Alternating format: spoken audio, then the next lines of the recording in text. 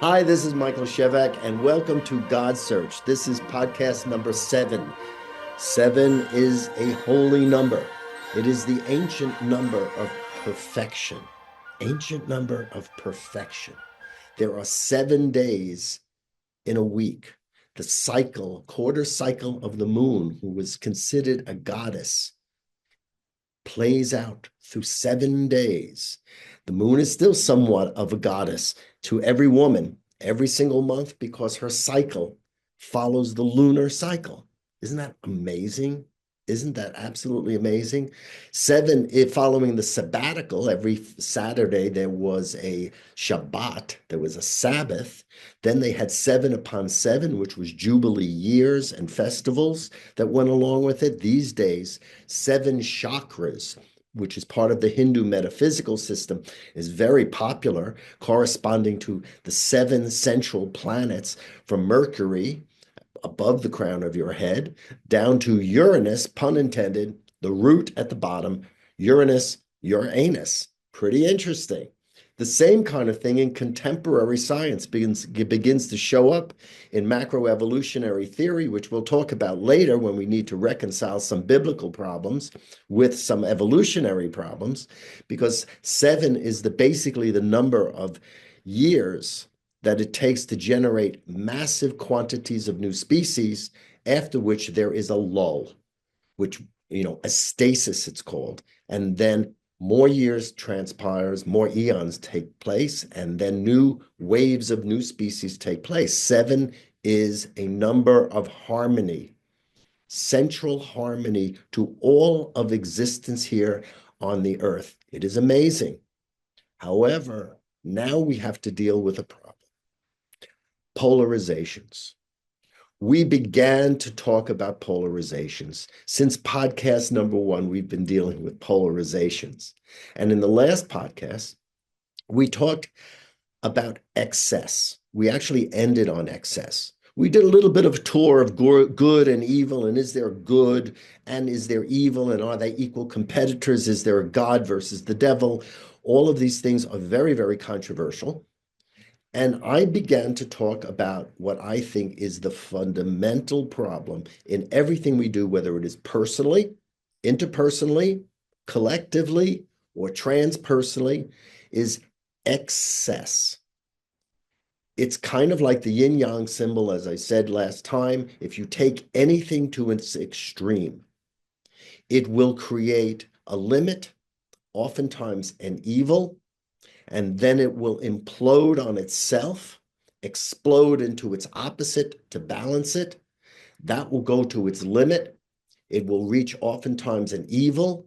That will implode on itself and explode into its opposite, and it keeps going around and around and around and around and around. A simple example, a diet. You ever try to lose weight by controlling? Good luck. You will control it, you will lose weight, and then all of a sudden it will implode, and everything you were repressing comes back, overtakes you. You become possessed by it, and before you know it, you're shoving chocolate cake in your face faster than your body can metabolize it, and the weight comes back. Then that continues to the point that you cannot bear yourself. You apply control again and you lose weight, and it keeps going and going and going and going. It's every single addiction. Right? It is the source of obsessive compulsive disorder. It is the source of everything that's wrong with control-based religion. Not that religion should not have controlling elements. You have to be able to toilet train your kids, otherwise there's a problem. But when controlling elements are not put into place properly, in the correct context, which, as we've discussed before, the context is not authority systems. The context is life, how life is organized, how life is designed to produce good on all scales. But when you do not put into play control mechanisms properly, what happens is you create mind cracks. Mind cracks. You take 7 and slash it. And 7, you cannot divide equally. It's not even like 5, which you can't divide equally, but you have 4, the cardinal directions that are absolutely wonderful, and you have 5, which we will talk about, because the key to this whole discussion is the mystery of the thumb, which we will get to at the end of this thing, the mystery of the thumb. For right now, let's talk about a few examples of mind cracks. How about something impersonal first? You have a system called, let's say, free enterprise. It's wonderful. Everyone is the commander of their destiny. They're working, they get ideas. That's great. Free enterprise then develops into capitalism, where the purpose of the free enterprise is not to serve life, but to garner huge quantities of capital. Huge quantities of capital. And capital is great. But when you take capital out of context to life, what happens is you get capitalism where you have funny little things like young children with tiny little hands being perfect for weaving rugs and becoming enslaved in factories. I had a few relatives and neighbors from a couple of generations ago that died in the Triangle fires for immigrants. You have abuse, you have excess, and that excess goes to its extreme and creates an opposite ridiculous system called communism. It's ridiculous system. Okay, it attempts to erase differences. It has this absurd idea that truth is an economic class. Truth is measured by an economic class. And then it's so completely deficient that they have to link it to a state being in complete charge. It becomes authoritarian, autocratic. All of a sudden, you have a nightmare called communism, which is an excess. It is equally an excess in the opposite direction to capitalism when it becomes excessive, and the two are excessive, balancing each other. And if we don't realize we're dealing with a mind crack, because the human beings have invented something in their own little brains that defies how life is supposed to operate for good, meaning it doesn't function on a living God search. Well, of course, there's a battle that ensues. And the irony is this battle takes over the entire world. So here we go, where we export our excesses from capitalism into the world. It creates another excess called, Marxist Leninism, where the state control. All of a sudden, the same authoritarian systems that were in imperial China, where they were elitist and their people poverty stricken, pick up the excess movement called communism that was there to repair our capitalism. Then they export it from the Soviet Union into China. China now becomes our great enemy when in fact, we were involved philosophically in the incredible mind crack of dualism and excess. Dualism is the enemy of GODSEARCH. Well, don't attack it, for heaven's sakes. Then you'll have a dualism on a dualism, and you'll have a mess. Dualism, which fractures reality, this incredible number 7 perfect reality that is harmonized by its own nature, an incredible, amazing fabric and tissue of living reality that we have in front of us. Dualism comes in and blows it up and creates two different ideas. They oppose each other. Now you have a war. Same thing happened. 1970s, women started to rebel. They needed to rebel. Men had become excessive. They were pumping up their own power, pumping up their own ego. The value and the gift of men having dominion, not domination, by the way, dominion, where they were helping women and children and the family and guarding them and looking for enemies and making sure everyone was safe, had become perverted for simple power, base, and ego. Women properly rebelled to put us in our proper space. But then from one excess, you created the other excess. So now women became very powerful. And then what happened when women became very powerful? They oftentimes imitated, because of the bias in society, they imitated the power base of men, picked up a lot of male habits, including a lot of male diseases, including like heart disease and certain kinds of cancer that were exclusively male before, and now became not a male privilege, but a privilege for women also. And then when women became more powerful, men got lost in the mind crack. All right. And they started to pull away. They started to pull away from driven left-brained power. They became more right-brain focused. And you had men who tended to be adolescent. They would live with women. They would have a wonderful time with women, but they wouldn't commit. They wouldn't be married. They stayed adolescent boys. The women became Wendy to Peter Pan. This is excess. This is a destruction of God's search, where there is unity and harmony and a dynamism between polarities that is turned into an excess, which creates polarization. Polarization. Well, you see it with the red team and the blue team, which is a theme that we're all dealing with, and I like to bring it up. And the red team is dealing with certain structural norms that are very, very ancient, very, very biblical, and important to human life. Important to human life. But as I said before, it's oftentimes out of context, and it's linked to a capitalism which has its own philosophical issues, and it's growing and improving and evolving. The blue team has a value for the textures and the differences in race, the differences in gender, the differences between men and women, the differences between all the different variant colors of the rainbow. That becomes a blue specialty, a blue specialty. In fact, it's really hilarious. I can't believe that when I didn't even realize it, that I became a living symbol of that. Here's my structural norms. It's my red suspenders, and I'm wearing a blue shirt. I value the both of them in the correct context, which is life, not me, life. But the minute you don't do that and you create a mind crack, and then you create an enemy, you create a war. And the war, as we said earlier, in earlier podcasts, if you remember, I said, if anything happens to me and I die, remember one thing: wherever there is a conflict, there is missing knowledge, missing knowledge. So remember that when you're getting upset about politics, there's just missing knowledge there, and a lot of people who won't search the knowledge that the other person has and grow and learn.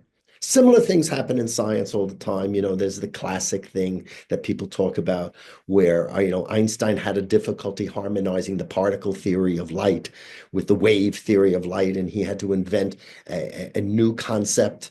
And the new concept was a quantum that included both particles and waves. These kind of dualisms, if you look for the missing knowledge, they are there.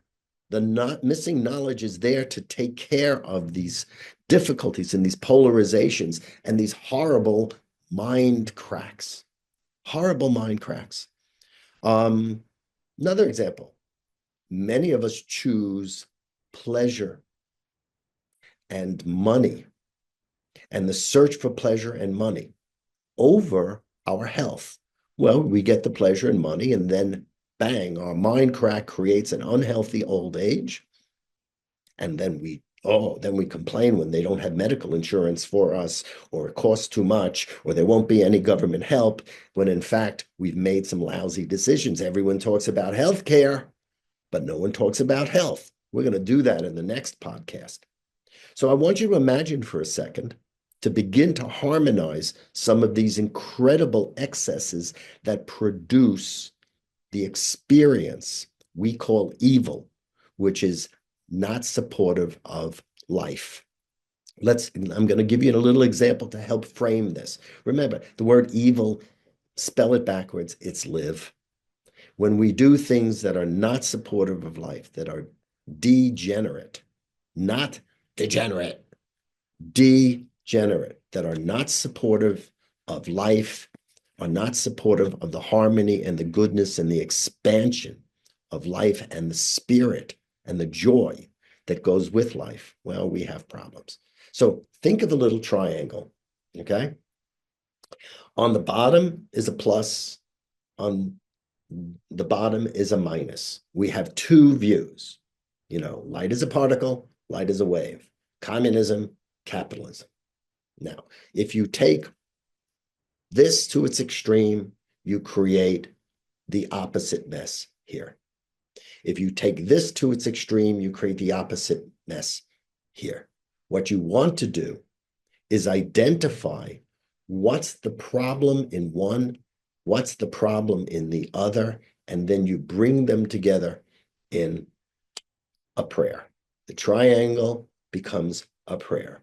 If we use our mind not in a dialectic or a war between opposites, and the philosopher Hegel was absolutely great at identifying a rather false dialectic that became very, very popular.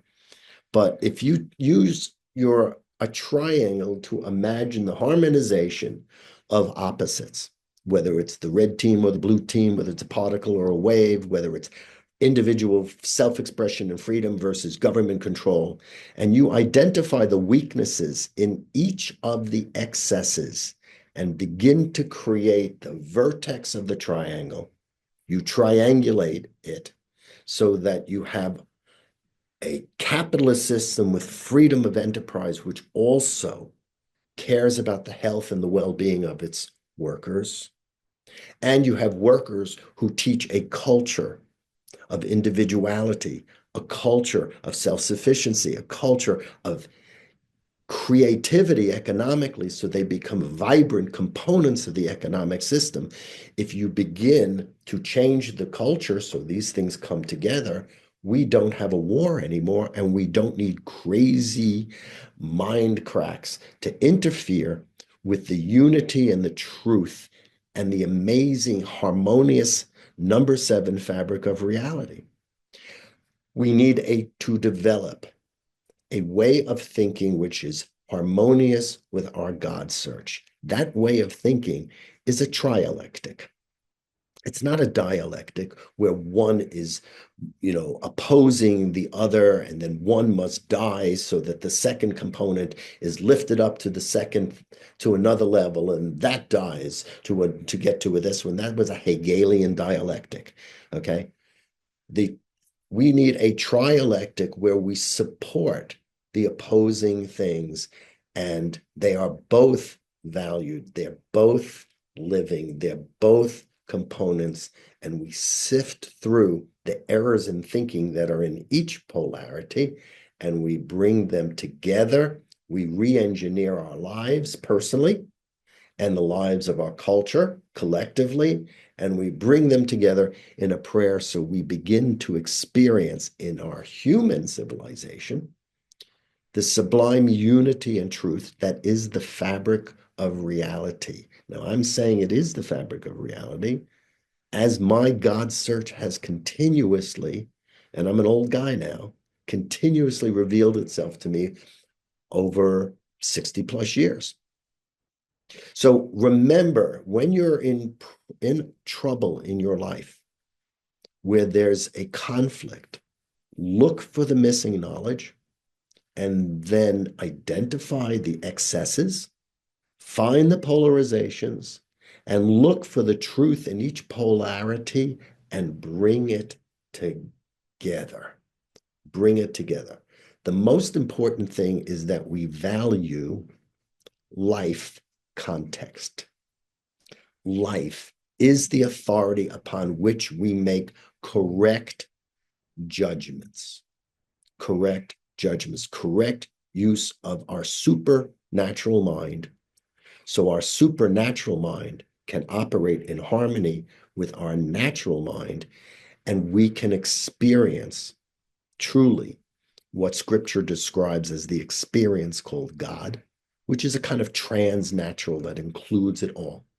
We have to be able to unify these cracks in our minds so we don't see the cracks anymore. In fact, if you look at our bodies are remarkable. If you draw a little line down here, you'll see we are walking duality. Oh, we bridge earth and sky. We are the only near perpendicular animal in the entire world. We're designed to be able to contemplate the relationship between the earth and the heavens. We are a perpendicular connecting them. But look carefully, we are also split right down the middle, along with a bunch of other animals, where we have left and right, left brain, right brain, left brain, tending to represent in the human species logic functions, which are called male. It's not true. Women have logic functions too. And your right brain, which tends to be more kinesthetic and more creative, it tends to be considered a female brain. It is dominant more in the female, but men have it too, obviously. And you have left and right, and you have a right eye and a left eye. If you close your left eye, you'll notice the image will move. You close your right eye, the image will move. You're really not seeing reality. You're seeing a brain which is compositing two views of your left and your right and bringing it together. That, da-da, is triangulation. It's built right into your brain functions so that you can take the duality that happens simply because you're human, and that's how you process things cognitively, and bring it together in your brain. In your brain. The most important thing is to realize that there is an order here that is not obvious to our divided nature, where we have two ears and two eyes and two hands. There is an order here, and it is whole, it is unified, it is beautiful, and your God's search, as you progress on this path, and we will talk about the best ways to fuel your path so it zooms and all the beauties of your God search will open up in front of you. As you continue on this path, you will increasingly see that we are living in a magnificent tissue and fabric of unity and beauty. And triangulation of these opposites is a very, very good way to approach things. There is an order here. It's an order.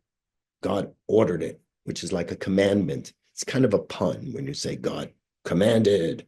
Well, there's an order here, okay? If you want to view it as an order here, I mean, in a scientific kind of perspective, that's good. If you want to see it as God commanded it, and you like that view, that's great. They're both basically the same.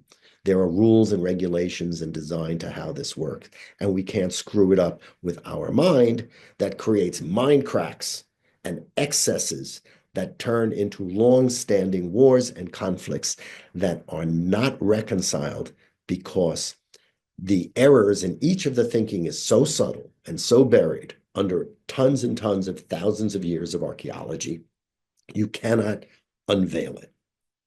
So triangulation is a really, really good part. It's a good part of teaching your brain how to be really, really plastic and responsive and malleable. Better word than plastic, because plastic's just kind of artificial and it messes up our oceans.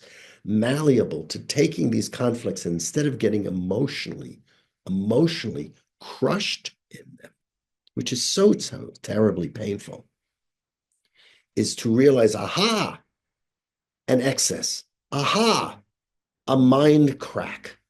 Oh my God, a conflict. What can we learn? What can we learn?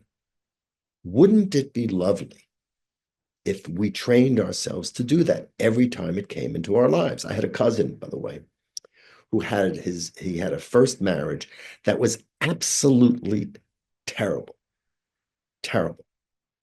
It lasted for quite some time. And then one day he called me up and he says, "Hey, I'm dating this really absolutely wonderful lady." And I knew the first wife, and I knew what she looked like, and I knew how absolutely terrible it was. And I also know that the human mind creates mind cracks, and they go from one extreme to the other extreme. Okay, one extreme to the other extreme. So I said to him immediately, "Oh, she's blonde." Well, the first one had dark, almost jet black hair. I said, I said, she's blonde, isn't she? He goes, yeah, how'd you know?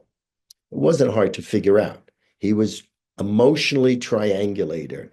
If you look in your life, you will oftentimes see if you have a disaster with a relationship, you will oftentimes choose someone who looks opposite from the one you had the disaster to. Then after that, you oftentimes have a relationship where you have a third in between that's kind of like a more or less a rational combination of the two extremes. And usually there's a fourth after that, which is the right person in your life. It's really mysterious how it works, but that's how it is because our hearts just have to work through the polarities of our mind cracks and begin to realize and resynthesize through our human lives the unity of everything. Isn't it interesting? Yeah, two eyes, we have two ears, we have two hands, we have one heart. It's not dual. We can discern with love, great word, Love, nice four-letter word. We should use that one more. Love. We can, with love, discern what are the problems in each of the cracks and begin to see with a single eye. A single eye. Not a bad idea. Get a little help for this with our heart. Make decisions with our mind and our heart together. Fantastic strategy for changing the world. All right. We also have one liver, meaning we have to clean up. And the liver is the great cleanup organ in our body. Well, we got to do our own cleanup work too, and our own work on ourselves. If you want to enter into a God search, it is not for the faint of heart. You got to look at yourself and you got to clean things up. Okay. So just remember that there, let's not get lost in good and evil, and this was bad to you, and this was good to you, and this person did this to you, and this person did that to you, and this party is doing this to that party, and that party is doing this to the party, and this system of government is a conflict with this system, and this one's a conflict with this, and we should change this, and it becomes that, and this one changes to that, and it keeps going, and it's an absolutely horrible dance. A horrible dance of cracked minds mirroring the cracks in everyone else's minds, and you have mirrors reflecting cracks upon cracks upon cracks upon cracks upon cracks until we can't see anything anymore. Let's not do that. Let's recognize the nature of mind cracks, the nature of excess, identify the cracks, look at the error in each of the polarizations, and bring them together with a unity that comes from our heart. Thumbs up to that one. Okay. Opposition. Opposition. Out of mind cracks, out of excess that mind cracks create, opposition happens. Well, where actually in the universe do you see things that are opposed to each other and horribly, unproductively destructive? I mean, you're sure there is antimatter in nature and there's matter in nature, but they're nicely housed and kind of kept away from each other so that they don't cause the complete destruction of everything when they come together. You know, we don't have enormous natural opposition, which is not part of the dynamism of life. It's kind of like warrior cells or phagocytes in our bodies that protect us from disease. They go in, they attack, they oppose.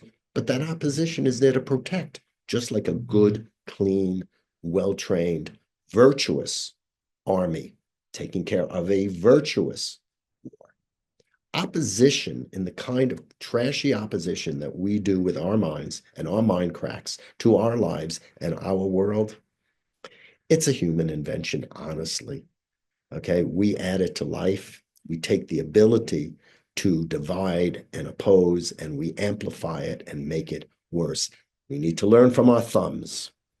This is an opposable thumb. That's what it's called. It's a very highly specialized organ. It goes with tool making, so we can do things. How does it oppose? Let's learn from our thumbs. These thumbs oppose directionally, directionally, for the purpose of achieving something, like picking something up and achieving something. The purpose of our democratic system is to have a thumb and a pointer finger, right? And they oppose each other. It's not just to oppose. You oppose for the perfect purpose of lifting something up, of doing something wonderful, of doing something glorious, of cooperating together to achieve. Okay? If either party, and it's a paradigm for what we do for our brains, if either party wins 100%, we destroy the entire system of democracy and debate, which is there not for itself, not for the party, not for mind cracks, okay? It's there to search for the truth, to triangulate through the polarizations and sift out with delicacy the central truth that is there on how to take these polarities that are part of life, remove the contaminants that create polarizations, harmonize them and blend them together in a way that has the dynamism of both sides triangulated together as a prayer. Opposition is in direction for a higher purpose. If you compost something, it gets destroyed. Nature opposes the poop you leave on the ground, but its opposition is there to turn it into fertilizer and feed new life. So please, you can consider this podcast an extension of the previous one, which is how do you avoid a gigantic amount of evil in our world? Everyone is responsible for avoiding mind cracks. There are blue team mind cracks that are unbelievable to me from a theological and a philosophical and a scientific point of view. There are red team mind cracks. Men are having mind cracks. Women are having mind cracks. Straights, gays, everyone is lost in mind cracks. Can we please enter into a God search? Go to yourgodsearch.com. Enter into a dialogue. Please, we need to all get on a God search which seeks for unity and seeks for truth, for the purpose of expansion and goodness, and to learn how to operate the incredible supernatural power of free will, which we're going to begin on in the next podcast as well. So thank you so much for being here yet again. I'm really honored that those people who are here and seeing this every single week continue to do so, and I'm getting good feedback. I got to change a lot of things. I want to tighten it up a little bit and bring in guests. Bear with me as I grow. I'm just a toddler tripping over my knickers right now, but really, I do thank you for being here. This is Michael Shevack for God Search. Uncover God, discover God, and recover God. If you lost God, God is an experience. You don't prove it. Experience it, and your experience will match the sacredness of the texts, and you will understand where this stuff comes from, and you will no longer feel alienated from life. Enter into a God search. It's the best adventure of your lifetime. You'll have fun too. God bless. Next time, thank you so very, very much.